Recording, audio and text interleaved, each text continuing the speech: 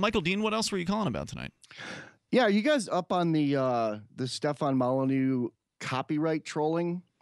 The only thing I know about this is what I heard from you the other night on Freedom Fiends when I kind of stepped in as a temporary co-host there. This was surprising to me and shocking all at the same time. Can you fill our listeners in? Yeah, I want to say allegedly a lot and be careful because it looks like he's starting to get litigious with people who, point out people who criticize him. There was this I dug the guy. He's an important part of my path to liberty, but I like him personally. I find him very, easy to interact with. He's friendly. He's funny. Met him a few times at the Porcupine Freedom Festival. Yeah, in the last 6 months, he's been just occasionally, in a 3-hour podcast of dropping mad science, there'll be like 20 seconds here and 20 seconds there of just nutbaggery. Like, without me, liberty, the world would have to wait 2,500 more years for liberty. Yeah, I heard about that. What? And that one's a fairly old quote. Wasn't that like from last year? Yeah, and kind of like bashing women, and yep. Another one he went on a couple tirades of someone who sent him like $1 and someone who sent him $3. Like, how dare you insult me with these? I remember someone sent him $2, and he got mad about it. So then I went to his website.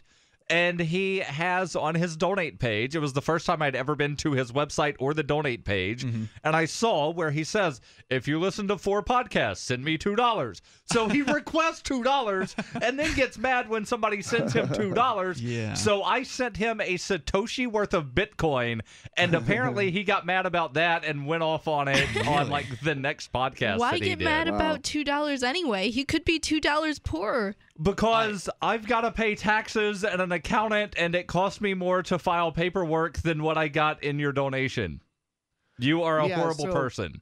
So there was this YouTube channel called True Shibes or Shibes, the Dogecoin dog. How do you say that? Shiba? Shiba, True Shibas, TRUSHIBES.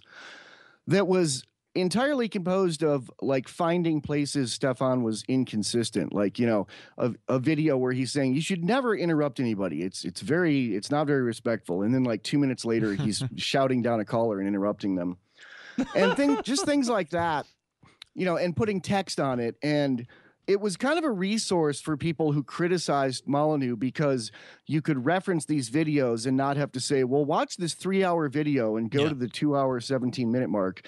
And, there were comments on it in text, but it was legally and morally fair use. And his business partner, who isn't in some department without him, like I've dealt with both of them before, like they CC each other on everything. His business partner, Mike, whatever, issued takedown notices for this site on YouTube and like had it completely taken away. And this for is critique. A guy. Because this YouTube channel was sort of highlighting things that they thought people needed to see about Stefan Molyneux. But it was a DCMA, which is a legally backed by the U.S. federal government copyright notice. And he said before, like, you can use my videos any way you want as long as you spell my name right. And he said they're Creative Commons, which means you can do that with them. But they used a copyright infringement to get them taken down. Now, they took down another channel, allegedly. I can't even find a mirror this channel. Allegedly, they took down a much less popular site that was like criticizing the callers on the show. And they said they took down this. They said they took down True Shibes, allegedly said this, to protect their listeners, but there were callers, but there were none of the callers in the True Shibes thing. It was like inconsistent. And there were like videos on here of him saying like, I went to 3 Ivy League universities, and then like alleged proof that he didn't go to 3 Ivy League universities, things like that. I just did a YouTube search for True Shibes or Shibi, however you pronounce it.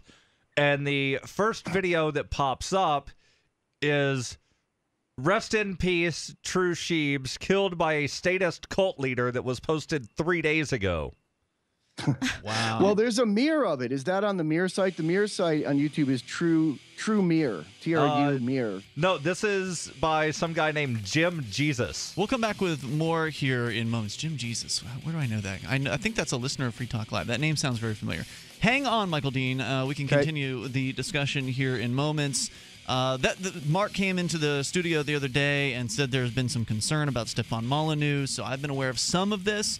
We'll come back. Your thoughts are welcome here. This is Free Talk Live. Stefan Molyneux, somebody who has always been friendly with Free Talk Live. You know, we've had him on the show in the past. We've interviewed Stefan. We've had him on in real life at the Porcupine Freedom Festival.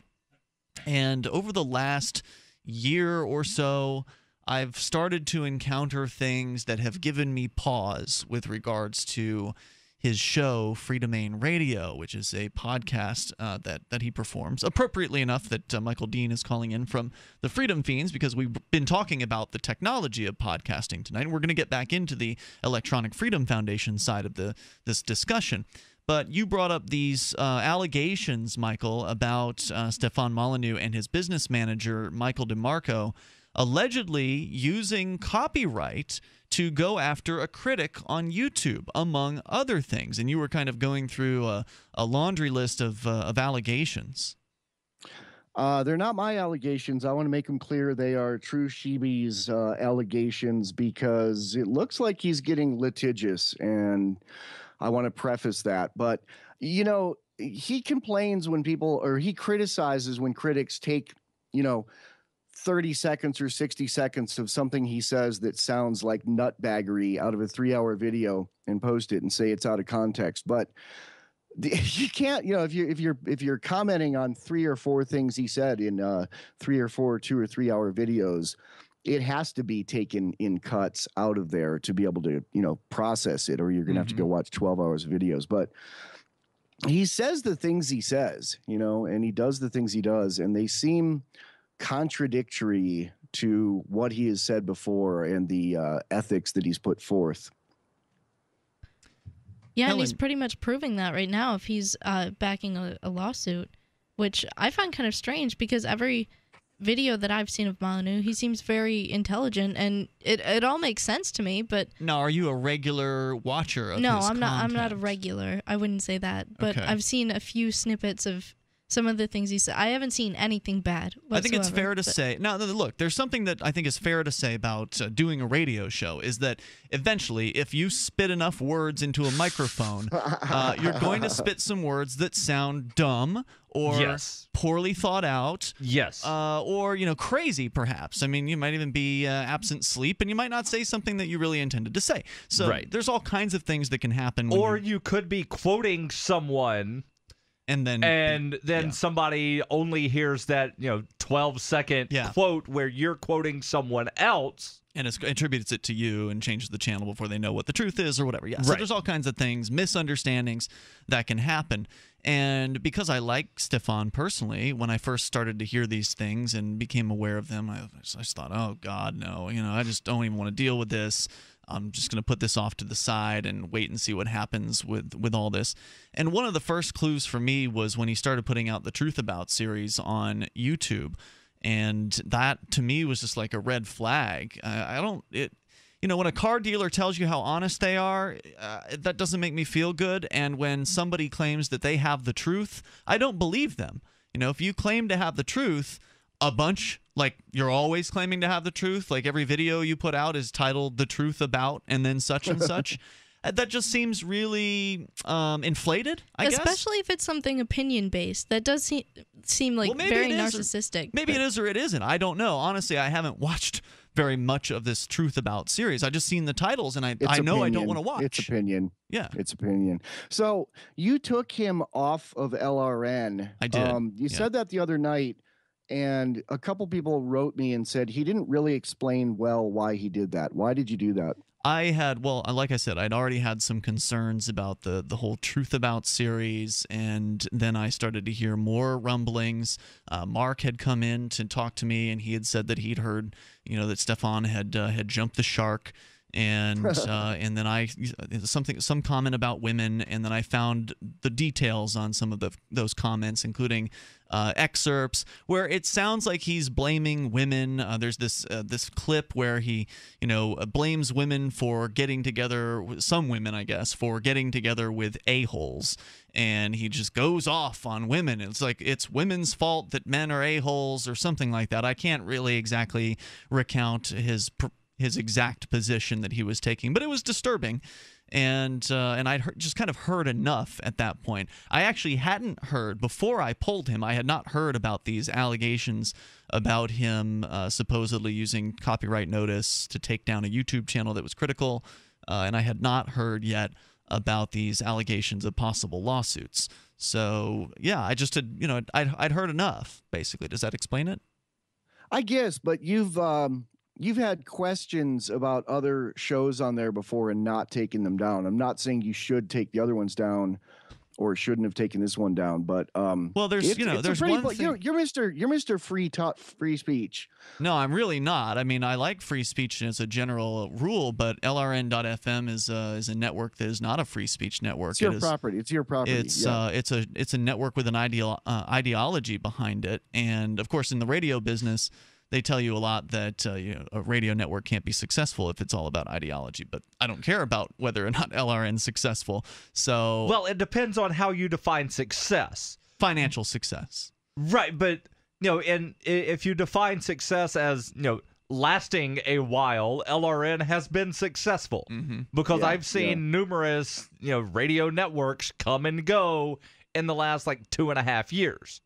LRN's been around for what, 5? Yeah, that's true. Success is kind of subjective. But it loses money. I mean, so from the radio business perspective, you're not going to stay in business very long if you're funneling money into your project. Right, but LRN is more an activist project. That's what I said. So it's not. I don't care about its level of success. It doesn't matter to me. You don't care about its level of financial success. Financial success, right? What matters to me. You do want people to listen, and you do want it to stay alive for several years. But what matters to me is that we have programming on LRN.FM that is of a liberty mindset. And that's not to say that Stefan isn't of a liberty mindset. It's just there's just too much around him that concerns me at this point, and I didn't feel comfortable continuing to air his show, what with all of the the fluster, whatever you want to call this, the drama, the controversy. It just well, what really started it was the whole Stefan Molyneux is a cult leader thing. And there's something to that, I think. I mean, there really does seem to be a group of followers who kind of do whatever it is he says. So it's not just the controversy, because you've defended before and said that controversy is good for radio. It's good for listeners. We don't mind having controversy. Yeah, I don't want to have somebody on here who is going to be, let's say, I guess indicting all women or something like that. I'm not saying that's what Stefan was doing in his video. That's what it sounded like he was doing. It made me uncomfortable what he was saying. So I'm not going to let somebody get on here and start advocating for racism. I'm not going to let somebody get on here and start advocating for bigotry. So that just doesn't fly with me. Have you ever removed a show before for anything other than pod fading and not doing enough shows?